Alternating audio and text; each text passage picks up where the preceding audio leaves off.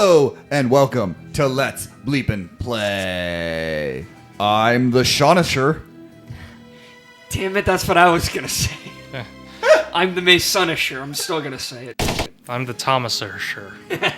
Yeah, we are so good at names on this LP. We're channel. going to Stark Tower? Yep. Eternal Sun is going to hit Stark Towers. Neighbor Dave is a huge Iron Man fan. And this, of course, is again. I know I've talked about it somewhere on the but how big the end of Iron Man changed Iron Man's character in the comics in general. This was before he was public. Yeah, before he was consistently public. And so, like, the secret of the Stark Tower is Iron Man and Tony Stark were not synonymous.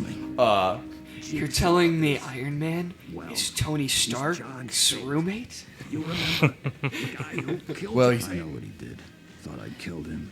Yeah. Claimed to kill most people. What was it? But it sent him through a window and My favorite trailer edit of all time probably is in the Lego Batman movie. In the trailer, it's like password, no, Batman, and I'm like, okay, that's a cute joke.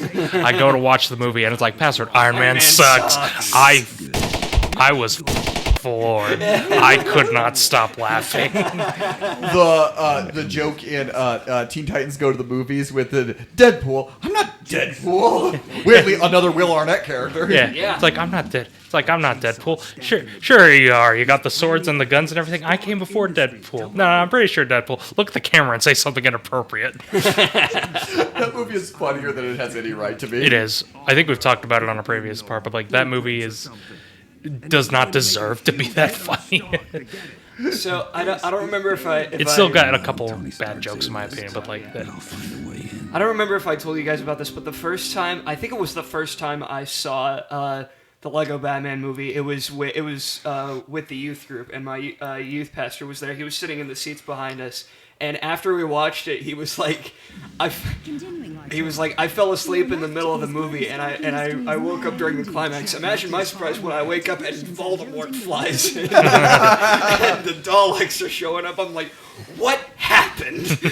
What I miss? So, also, actually, I really like the design of the Stark Tower, but It's very cool. I don't. Obviously, we don't know if there's the future of any type of Lego movies. It's all kind of in this weird flux these days. Yeah. And then apparently there are stuff that they're working on and thinking about. But interestingly, a franchise is being added to Lego next year. What's that? Pokemon. Oh, that's Yeah. right. And that is wild. Not super surprising because we have Nintendo Legos, a lot of them. Mario, Mario, and, Zelda, there's a Zelda Animal set, Crossing. Animal Crossing. Yeah, but Pokemon has always been with Mega Bloks. Mm-hmm. Yeah. With mixed results. Yeah. Almost like Mega Bloks. But Yeah, now they're going to their...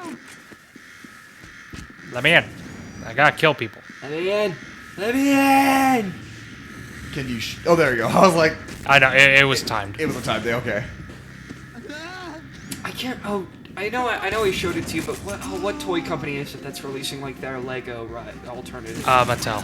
Mattel, yeah, that's right. They're releasing, like, they look exactly the same as Legos. Yeah, but- well, because the patent expired on them. Oh. Whoa. This is some James Bond interrogation. Do you expect him to talk? Well, he just did. Ah, there you go.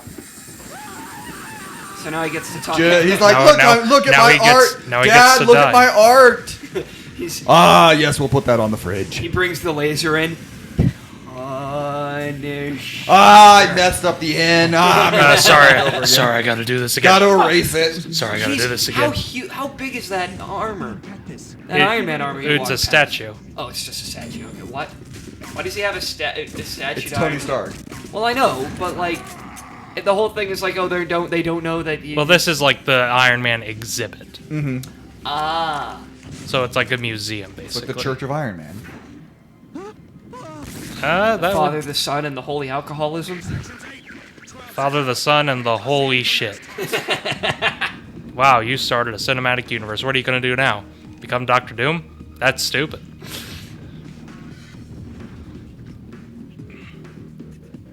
Dual wielding pistols. I wish you could do like the like the sort of the Matrix dodge thing. The two. I mean, you can, but it's like a very light version of it. Like, Yeah. Oh yeah, that's not very cool. Oh, but that was. You. Are we actually gonna see Iron Man? Yes. He won't do much because this is a Punisher game. Yeah. But We don't have time for no Iron Mans. but he will show up. And so we've seen Black Widow, Black Widow, Nick Fury, Matt Murdock, not Daredevil, but Matt Murdock. Because he came in. Go away, Matt. Okay. yeah, Do we see someone else? I think that's it. This is amazing, by the way. Oh no! Oh no! Oh no! No no! Oh no! Howdy! Oh god! Oh no! Did he go through the Indeed, he blades? did. That was good timing. God damn it. was That's not an nearly impressive as throw. funny. Yeah, Punisher's like 10 from the Russian judge, but that's not what I wanted. Is there any way to do it over again? No. Oh man! The helicopter I know flew I off, said damn it. I know I said oh no, but But it's like, but I kinda wanted wanna to see it. that. It's like, but I wanted to see it. It's like a train wreck. You can't look away. Exactly. It's like a train wreck going through a plunger. And then I cry because the train has wrecked. Can you just like never watch train wreck scenes in movies? You just always look away. I made can't do I it. made the joke after the last Mission Impossible movie when the Orient Express drives off the cliff was the saddest moment in the movie. I was kind of pissed because I'm like, that's an actual historical train. Oh, I was like, no, it's beautiful. No, I loved it. So I guess you really hate that one scene in Super 8 then. That's a movie I haven't thought about in a long time. Although that feels like a very Mason movie. I like Super 8. I get it. because it was Stranger Things before Stranger Things. Yeah, it was J.J. Abrams post the first Star Trek, but after Cloverfield, and it was marketed like another Cloverfield. I have never seen Super 8, It's fine. but I've also never seen Cloverfield. Cloverfield didn't start the found footage stuff because obviously Paranormal Activity was kind of that big thing there, but it was a huge moment in like, oh, found footage can be more than horror. Yeah, even though It also started like Even though Cloverfield is in the horror vein, but it is dumb question. What's your favorite found footage movie? it's paranormal for me. Paranormal Activity and the Last Exorcism. Love those movies. I think I've only ever seen one found footage film. At least I remember. Yeah. Chronicle is also very good. Like, that's my favorite. My favorite is Chronicle. I've only ever Chronicle seen. is also very good. I think I've only ever seen one found footage movie, and it's probably one that nobody else remembers but me. It was Earth to Echo. Holy shit. You're damn right no one remembered that except... That was in fact a thing. That was a thing, yes. I didn't know it was a found footage movie until I watched it. It's like, damn it, I had a spotless record. It's like the Scott the Woz having never watched a Star Wars movie. I remember liking it as a kid, but I also, thinking about it now, I don't remember a goddamn thing about it. You don't remember a thing about breakfast, so... What's that? One of my least favorite. Oh, hey, yeah, there's Iron Man. Hey. Oh, there he is. One of my least And bye. favorite found footage is Apollo 11, I think is what it's called. That, I actually thought that looked cool, and then it was like, oh yeah, it's moon spiders, and I was like, Yeah, it's moon spiders. But it's all Apollo 18. Apollo 18. Apollo Okay, 18, yeah. that's what it was. I was like, I couldn't remember what Apollo it was. Apollo 18. Apollo, obviously, I know it's not not Apollo 13. Other than yeah, Which I confused the two for a while because I was a dumbass kid, and we watched Apollo 13 in class, and I was like, but I want to watch the Moon Spider movie, and it's like, no, you're an idiot. yeah, that movie was one that just like I remember watching and I was like, this movie's garbage. Damn. Like, I thought you were gonna say one of my favorites is Last Exorcism. Which one of your least favorites? The Last Exorcism 2. that's not even a found footage movie. But Yeah, Last Exorcism 2 is not a found footage movie. well, that's a little stupid. Last Exorcism 2 is not good. Oh, that's what I've heard. I've also never seen the first Last Exorcism. Oh, God, I can't say The it. first Last The Exorcism. first Last Exorcism. There we go. Last Exorcism is one of my just in general favorite horror films. I've heard it's very It good. is very good. It delves into a lot of different subjects. It does the documentary style very well. It actually gives you a very compelling main character, which is one of the problems a lot of times with your found footage. Is it's more about what's going on. The main character of Last Exorcism,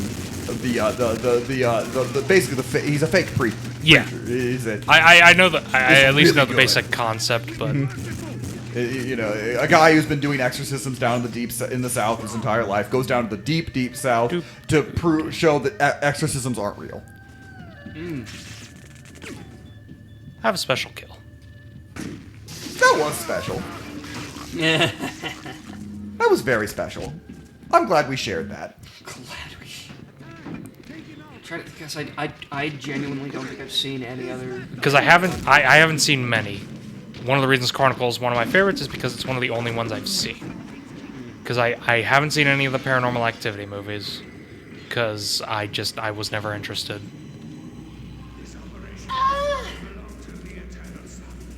Okay, well I guess if that that doesn't count. Which one? Cannibal Holocaust. It's not. I mean, it's like half of.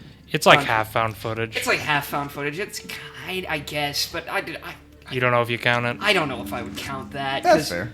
It doesn't really. I think more of that movie isn't the found footage elements. I think, if I remember correctly. I haven't seen it. So. I saw it once. I told because it was like right after at where my parents live now. After we had set up our theater room, I told my friends about it. My friend was like, "Hey, what if I come over and I show you this really messed up movie?" And I was like, "Okay." Oh no! There was a while where every horror movie was found footage. Yeah. Paranormal.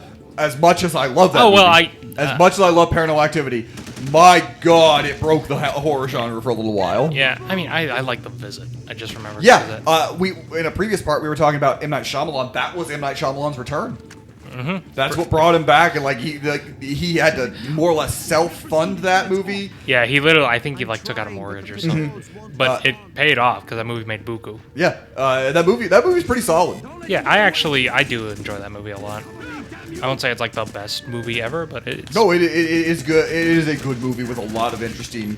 It's my and favorite... actually, Shyamalan's kind of stilted style actually really, really effective in found footage. Yeah, it's my favorite M. Night Shyamalan movie, except Stuart Little. His best, his magnum opus. Indeed. I mean, it would be anyone's magnum opus. Because it's Stuart Little. Because it is the magnum opus of cinema.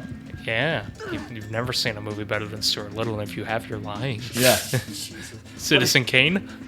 That bitch. What is this? What is this? Citizen Little. What is this Stuart Little propaganda that we've suddenly started? Alert. We have a doubter. We need to get him out. Get him to the cave. Get him to the cave. He needs to go back through learning. Who are these people in suits taking me away? They're wearing Stuart Little masks. Muted my mic cameras. Oh, I didn't. I wasn't paying attention. Oh, that's funny. Is it still muted? No, I unmuted him. Okay. The idea of no. Come back. Up it up. Guys, have you seen Stuart Little? That movie's the bomb. How many times have you watched it? 45 times this morning. It's great, isn't it? Actually, I think the sequel's better. The men in suits are back. You open up my letterbox, all of my reviews have been deleted. It's just Stuart Little. What is it? I worship at the altar. What is it? There's one guy. There's a Lego thing called Lego Jack Stone. It's not very good, but it was like a 2001 animated pilot. Not very good, but there's one guy who constantly reviews it. That's like all he reviews. like his top 4 are just Jack Stone over and over again. It's like, was there a guy that Yeah, like it's like the guy who kept reviewing Trolls. Yeah, because his daughter liked it, so he's like, I've reviewed Trolls twice a day. Help me. The other thing that I remember about watching Cannibal Holocaust is that movie almost made me throw up. Sounds The about only right. movie that has ever done that. Well, a movie's called Cannibal Holocaust. I assume it would be pretty messed up. Yep. I mean, I don't Howdy. know if it's the actual. Oh, that man's dead. It is. I don't know if it's like the first one, but obviously, you know, Blair Witch. Blair Witch is like the original big. Yeah. I haven't seen that either. My mom has hated it. Oh yeah, my dad absolutely hated that movie. It was very funny. Like he went and saw I had it. And he's like, everyone talking about it. He's like, I hate that movie. I get it. Again, it is all about like. A lot of that movie is all about scaring yourself. What was it? It was a review of the first of the sequel, Book of Shadows, and it was like in that movie they talk about what a revolution the first Blair Witch movie was, and the reviewer goes, and it's like, we wanted to see the Blair Witch, and he's like, did you see the first movie? For the first 30 minutes, I thought the Blair Witch was the grass. Blair Witch might have one of the greatest marketing campaigns of all time. That is pretty much impossible to replicate at this point. Yeah, because you had to spend almost years knowing you're going to make it to build the fake news, the fake news articles, the fake websites, the fake stories that were filtered throughout, as real to make it as real as possible. Like that is just. Oh, that's security. Whoops. Oops-a-doodle. He probably did something wrong. It was also, I'm just looking now. It was made. Oh, it was a little more than I thought. I thought it was made with like next to nothing, like for a budget. But it actually is around from anywhere from $200,000 to $750,000, which is more than I thought it was. And and then they spent millions on marketing. Mm-hmm. For years. Like that thing was built. And again, it's one of the greatest marketing of all time. Like, yeah, that's why it was a phenomenon. Is because the marketing was literally one of the greatest things that they've ever done. People literally believed it was real. Yeah, it's like War of the Worlds. I think that's a hoax. Being blunt, I think that the whole it's always been a story, but I don't know if that people actually believe that the radio broadcast was real. I think people just made that up to be funny, and then it became bigger than it became like and they're like, nuts. What do we do? It became a thing that people. I mean, maybe in the 50s. I mean, people thought a train was going to kill them in the 1800s because it was on a screen. So who knows? There was a time when people thought pictures took your soul. So. Yeah, so who knows? People are dumb, maybe. This is what we can confirm. People are dumb. You can just look outside and see that. You don't need us to confirm it. But now if you needed us to confirm it, you probably didn't. But if you needed to do it, we have confirmed. You don't need us to confirm it. You watch us. You know we're stupid. That guy was stuck in that office space. For you guys, what are some of your favorite like big marketing movies, like movies that did crazy marketing things? I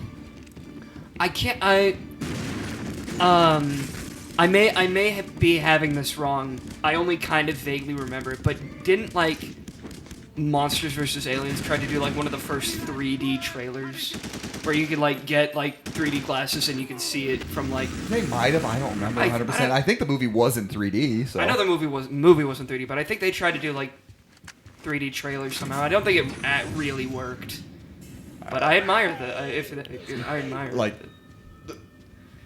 if I'm remembering that right, but I might be misremembering that.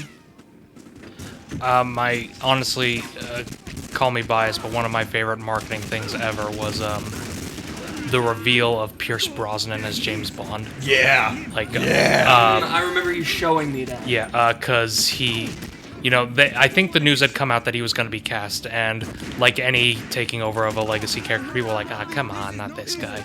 But then, the trailer comes out, and I think it's the date, the date of the movie or whatever, but he blows away the date until it's 007, walks out of the shadows, and he just smiles and goes, you were expecting someone else? And instantly, oh, that's Bond. That is Bond. That is. the things that pop into my mind, Lilo and Stitch's marketing of Stitch throughout all the Yes. movies. Yes. That was one of those really cool, like, to the point that people didn't know really what the movie was about. And there are people that are still to this day disappointed that it's not actually about. Oh no, I got a 5-star movie. Poor me. For me, one of the big ones was District 9. They put up, theaters put up like posters and things with an actual phone number to call and say to report aliens, and it gave you like message you there, you could report people that were like, do you have an alien in your area, and things like that. They were Really? like, yeah. District 9 had a really fun marketing campaign. That's funny. Remember the marketing campaign where they bizarrely made a Battleship movie? Yeah. They discussed our plan. That was a weird campaign. I watched that movie last week because I was really bored. It's not good. It's not good. There's some enough entertainment in it. It's there's- definitely not good. Peter Berg is a really good director, so like he does enough to make it watchable. Yeah. There are some solid action sequences. Like, I'm not gonna lie, the bit where at the end they use the anchor to Tokyo drift the battleship, that's kind of sick. I can't. And I said I've always thought that the idea of the pegs being the alien, ships was actually a cool idea. Yeah, it's just I think people wrote it off conceptually, but even when it's like, no, give it a chance, it's like, no, it's still bad. It's still not good, but it's not as bad as I think people. I don't think so. Yeah. People really build that It's up. not one of the it's worst kinda of all time. This is a bad movie, but it's not like a. It's kind of like Green Lantern, where people are like, oh, it's the worst superhero movie, and you watch it, it's like that. It's not even bottom 5, dude. Yeah. Going back to the marketing thing, back when movies would get like their own promotional websites, I remember when Godzilla 2014 was coming out, and I would go on that the website for that movie like all the time because the way that they were building it up was done so well. They would show on the website like they were like talking up the movie and talking about like in the old days how they like put those movies together and how they would do like the Godzilla roar and what they did to update it for this movie and all that, and it pulled me in. Pulled me in. One thing I used to love when Disney did was when they would show like the pencil drawings and sketches in their trailers. Like, yeah, this is the work that's going into this. Yeah, the animators behind it. The animators of Beauty and the Beast are doing blank, and they'd say that, I remember a lot of those they'd show a lot. Those were always really cool. I remember I don't know how much the marketing, how much to fool it, but the original teaser for the Scooby-Doo movie, billed it as a Batman film. I remember you showing me that. Initially, yes. Yes. As a new Batman film, coming off of and Robin, so like people were really waiting for whatever, who's going to be the next Batman, and like it's Scooby-Doo. It's Scooby-Doo. What is the helicopter the boss? Yes. That's actually kind of funny. Oh, that was the other thing I was going to bring up. I remember as there was part of the marketing for the disaster artist that I really like. So one of the like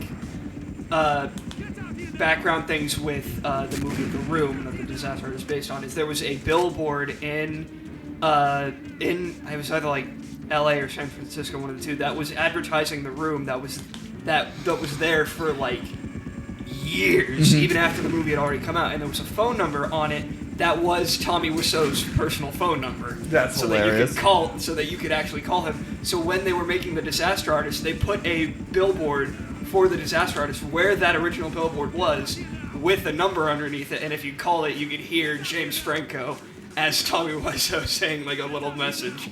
That's actually pretty funny. Yeah, it's really funny. Back, when trailers were like, you had to go to the theater to see a trailer. One of the biggest trailer moments is the first Phantom Menace trailer was first put on Meet Joe Black. That's the first movie there. So Meet Joe Black's Friday numbers were ridiculously crazy because so many people piled in to watch the Phantom Menace trailer. I remember hearing that for Wing Commander too. Is that people would would buy tickets to Wing Commander just to see the Phantom Menace trailer and then leave. Because that was the only way you could see it. There was no internet. Like you had to go watch a movie to see the trailer. And they they play TV spots sometimes. If you were watching on TV, you get like a TV spot, but you weren't going to get a trailer. And those trailers were cool. So yeah, like that was This should do the trick. That was one of those that I think is always one of those my favorite stories. Just like how trailers used to be. Now, like, you know, it's cool to see trailers in a movie before a movie, and I do like trailers, even if, you know, they're marketing. They're not. Well, there's an art to trailers. There is, but you know, in the end, their goal is to sell the movie to you. Yeah, I mean, but there's a certain art that I think has been lost a little bit. I mean, you said 90s trailers hit. Yes. You know, because before the 90s, you know, the trailers had no problem spoiling literally everything. Yeah. Watch this Alfred Hitchcock movie. What happens? Well, we'll tell you, but now you gotta watch it. You know, I think it's the Empire Strikes Back trailer that's like, and adding Lando Billy D. Williams is Lando Calrissian. You know, who doesn't show up till like, you know, an hour and a half of the movie later. Who is this? Who's Luke's father? It's Darth Vader. What? You know, obviously, what is it? The Terminator 2 trailer, notoriously. Yeah, that infamously gives away Arnold's the good guy this time. Yeah, this big thing in the movie that's like... Which, like, oh, man. I know they did it for marketing, and, you know, for good reason. That people probably went to see it to see Arnold be the good guy. But I'm just like, oh, man, imagine how cool that reveal would have been. I mean, I would have known. Everyone would have known afterwards. But, like, could you imagine how cool that reveal would have been? Yeah. Yeah. Let me get some health back. Another great marketing campaign that I completely forgot about and just now, the Simpsons movie. Yeah, Simpsons had a good marketing. When they changed a bunch of 7-Elevens, they turned them into Quickie Marts. Those are the type of things that are just really fun ideas. That, like, yeah, I wish, you know, don't get me wrong. There are still good marketing. Good marketing does exist. Yeah, and good things there. But those are like the things they're like, oh my gosh, those are so cool. That was an interesting, like, that was a very Saints Row-esque boss type a little thing. bit. That was very Saints Row-y. Yeah. Again, if you missed the previous parts, this is the creators of the Saints Row series, so. And here's Iron Man again. You took down one helicopter. He's very red. He is very red in this. What are our losses? And his eyes are very red. He looks reminiscent of like the Iron Man cartoon, Armored. Yeah. Something. Armored Avenger, except with red eyes, and that looks odd. It does look a little odd. I should probably save this for next part because it's the end of the mission. But, there was originally going to be an Iron Man game in 2003 from the developers of X2 Wolverine's Revenge. It actually looked really good, but it got canned because X2 Wolverine's Revenge didn't do well, so that caused the studio to shut down. Yeah. Remember when THQ was developing an Avengers game? Yeah. It was like a first-person Avengers game. Yeah. Didn't really look like it would have been good. Yet it still would have been better than what we got. I would have still been interested in it. Yeah. I mean, yeah, but Well, I mean, you know, this game definitely tries to give you comic book stuff. yeah. Like, they really try to give you comic stuff, and I appreciate that. But someone's just like, yep, that's quite a cameo. But at the time, like, you know, well, we didn't. The amount of fans that were so excited when Doctor Strange's name was dropped in, was it Spider-Man 2? Yeah. Like, those sort of things. So, like, I get it. Like, the fans were chomping at the bits for any of their, like, favorite comic book characters to get mentioned in things. So, but, hey, we saw Iron Man.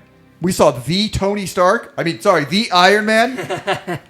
What will we see next time on Let's Bleep and Play?